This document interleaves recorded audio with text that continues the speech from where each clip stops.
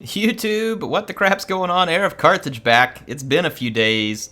Well, not really. I had some videos releasing while I was gone, so I think technically I probably only had one day where I didn't have a video over the last few days, but I've been out on a little quick vacation with the family. It was great. I'm back very shortly, and then I am headed to Kalamazoo on some business. So I will be gone another few days, but I'm getting at least a couple of videos ready for you before I leave. So again, there should be minimal interruption, though it is a very busy week for me. Now, who's excited? Who's ready for some more FFA? Because I got some good FFA. This is some good stuff here. We got Appius, Karakaran, Reaper of Memes, and Reptile King. And this is going to be a Beastmen, Greenskins, Tomb King, Lizardmen FFA. Folks, when was the last time you had a HIEROTITAN in your life? Or as we like to call them on this channel, an AeroTitan, right? I know, they spelled it slightly wrong for that to be the case. But if you don't have laser eyes, then you're just not living. So, Reaper of Memes indeed.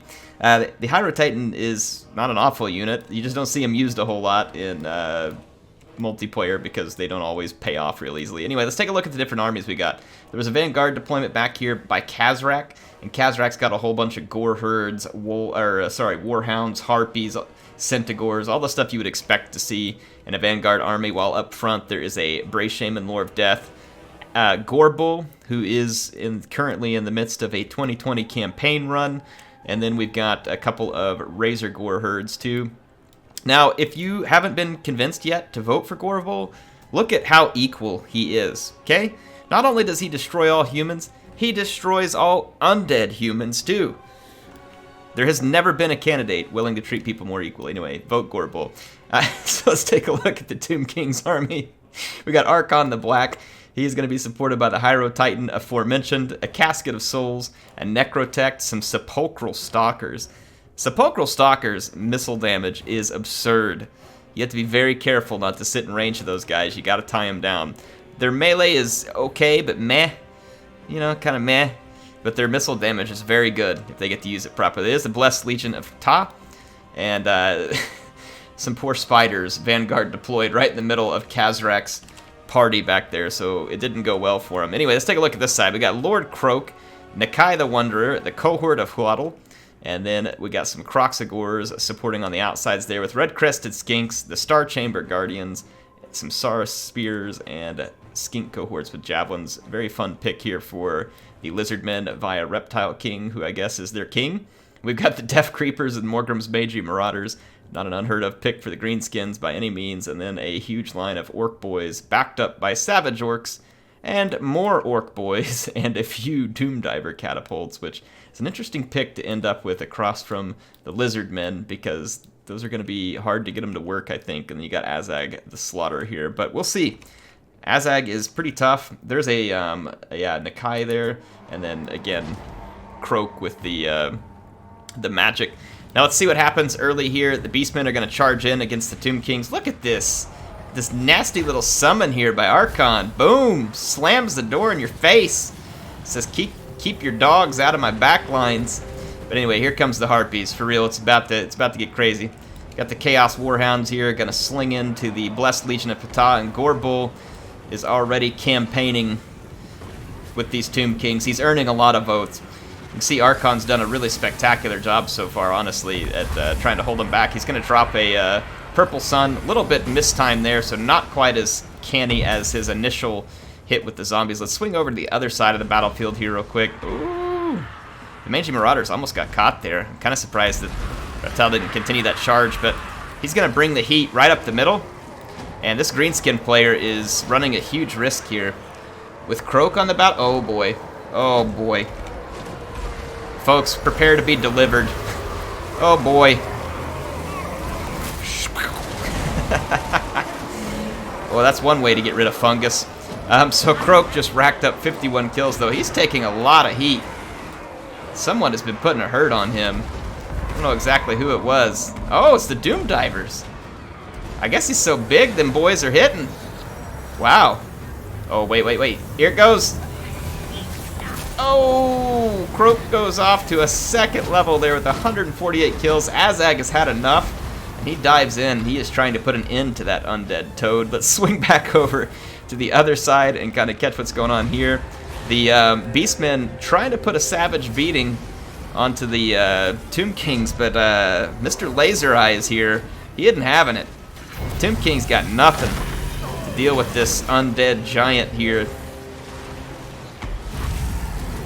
Yeah, this construct has had enough. Not in my desert. So he is putting a beating down on the Beastman. I really wanted some laser eyes there, buddy. Come on, help me out. Help me out a little. No laser eyes for air? Anyway, yeah, let's check out the fight on the other side. Looks like the Reptile King has broken the back of Azeg's army. Croak is barely alive over here, and I just mean barely. He is like clinging to dear life. There's archers and stuff running around, though. Croak better be careful. There are some Centigores with throwing axes here, and let's kind of check out the fight over here. Got the burning gaze of Shim coming down from the HIEROTITAN. You can see the Realm of Souls healing now coming into play here. Got the Bray Shaman. Bray Shaman is just barely clinging. He's gone. He couldn't make it. He got whipped on by these Sepulchral Stalkers. Remember I talked to you about the missile attack? Yeah, they got a hold of him. I want you all to watch something here, too. These Centigores with throwing axes could go after the Sepulchral Stalkers, but they need to keep moving. I don't know if it's a waste of their ammunition here, considering the targets that are available to them. The Sepulchral Stalkers will easily do this. And then a Casket of Souls, nothing can sit still with the Casket of Souls around. You will get absolutely wrecked. Archon the Black has managed to stay alive on his chariot and picked up 136 kills because of all the Beastmen infantry rolling around. So he has been getting some work done. What is going on with... Oh, Croak's getting shot. Croak's getting... Oh, boy. I think Croak's going to buy the farm. He's got quite a bit of missile resistance, but this may be his final resting place. His little scooter's running low on batteries here. I don't know if he's got enough to stay ahead of these greenskins. A couple more volleys, and he may be a permanent fixture here. Yeah, he's down to 96 hit points. Oh, the Mangy Marauders are just going for it. They're going all in. Oh, they got revenge. They got revenge for the WA. Oh, we missed the laser eyes. Come on. Anyway, there we go. HIEROTITAN delivers. So now the greenskins want their shot, and the HIEROTITAN, man, these are the kind of units that he can take on for days. He's got heavy armor, nice splash damage, special abilities built right in. Yeah, he's got 42 kills and kind of barely been touched here. He's healing quite a lot too. Yeah, he's got a restore from the Necrotect. Yeah, there's a Necrotect right up here. So he's really going to be able to keep laying it down. You see Kazrak and Gorbul still alive, but they've got a problem. Gorbul really needs to probably stay close to Kazrak. But right here he gets away a little bit and allows these Sepulchral Stalkers to charge on him. One of the big problems for Gorbul, it's a real weakness on the campaign trail, is the fact that he gets staggered really easily in a lot of fights, and it makes it where it's harder for him to get hits. You see the Necrotech gonna join in here. I haven't seen him get knocked back on his butt yet in this fight, but he does tend to, and it can really mess him up. CA needs to give him just a little bit of a buff when it comes to knockback chance. You can see Archon here having to flee away from the Centigores with throwing axes. He's done a marvelous job this battle, though. Gorbul is going to be pretty much out of the fight, though Kazrak, not quite yet. He's going to keep the fight going. He's got some Tomb Kings on their last legs here. Their only legs. Their skeletal legs, if you will. See the archers finally getting knocked out. He's a slow boy, but the HIEROTITAN, he can get it done if he ever makes it where he wants to go. He just goes there slowly, kind of like an int. Yeah, this dude is healed up nicely. He's barely touched, and he's in a great position to keep fighting. And fight he'll have to, because Reptile King's just over here kind of taking a breather and getting ready for the final phase of the battle, while these factions over here duke it out. Let's see how it plays here. Greenskin's trying to take out the Sepulchral Stalkers and the Necrotect. Don't think that fight's going to go great for him. Check that out, man. Sepulchral Stalker putting on a show for us. Skewering a Greenskin. Guess he's looking for some mushroom skewers. This unit just looks awesome, man. Tomb King's had some sweet units. Bone Giants and some of these other ones that got put in here. Yeah, the Black Horns Ravagers, really cool unit, but like I said, no one doing anything to this big bone boy here. big construct. The greenskins are running out of options. Some of their troops should come back from routing, though. However, the Reaper of Memes, he's in the lead, but he's going to have to get some serious damage done against Reptile King in order to have a shot here. We'll also see the greenskins still just picking away at the Tomb Kings, going for points, and they should. I mean, he needs to get as many points as he can with the archers. Let's hit play here. It looks like, though, they've temporarily stopped fighting. Maybe calling a truce, because they're not fighting each other. I think Reptile was sitting back, and they're not having it, you know, so this may be an old-school Rome 1 double-crossing going on here, where everybody's going to gang up, and this is part of the fun of FFA, man. If you all didn't play FFA back in the days of Rome 1, there was always some kind of, like, double-crossing going on in the chat. And that may be exactly what we had going on here. I don't know, though. The greenskins are still back here firing, so they haven't, like, completely swapped teams yet, but the fighting has mostly stopped over here for factions that probably could be attacking each other, and that could have just been the fire at will that was left turned on. So let's fast forward and see what happens. Yeah, they're definitely going to cooperate. They're not attacking each other.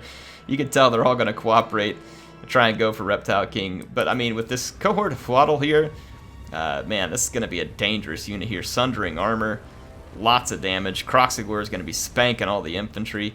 The HIEROTITAN is a tough unit, but I just don't see it making its way through all of the armor piercing and the spears and temple guard and everything that's left here. Nakai the Wanderer can put a smack down on stuff as well. He has a lot of armor piercing damage, so I would be surprised at this point if Reptile King doesn't walk away with the victory, even if he gets ganged up on. Let's go ahead and fast forward and get to that moment. So here it comes, the final fight. FFA at its finest.